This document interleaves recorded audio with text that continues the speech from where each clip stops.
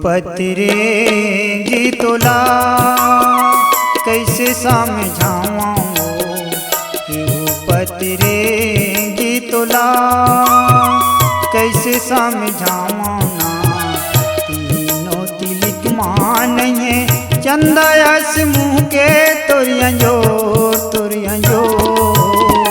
कैसे बताओ तोला लगत है मुहा गिरते हैं। कैसे बताओ तोला लगत है मुहा गिरते हैं। देखो कभू नहीं अपने नगर के गली खोर कैसे बताओ तोला।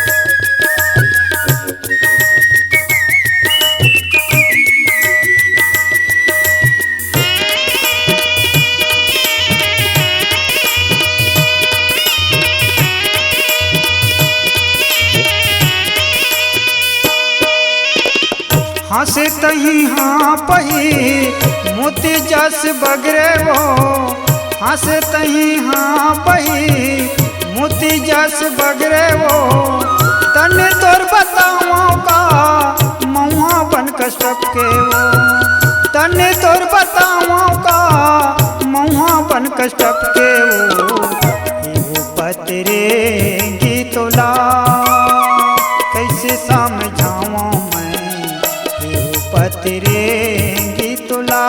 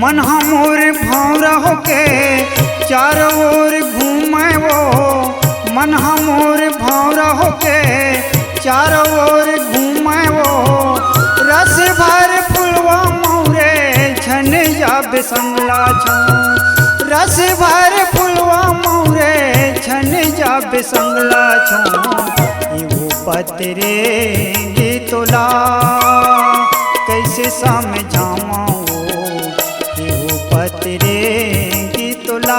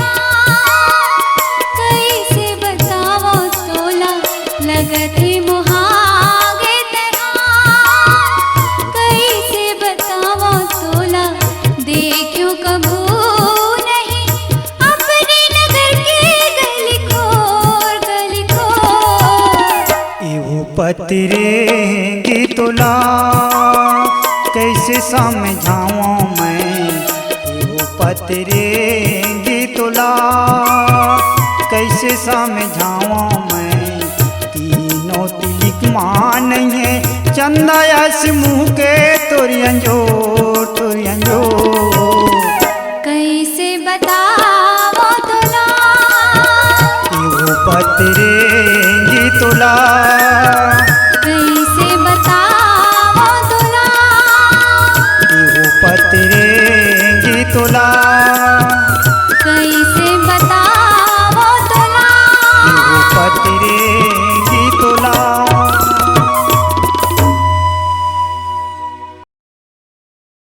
दोस्तों सबसे पहले चैनल को सब्सक्राइब कीजिए और घंटी का निशान को भी क्लिक कर लें।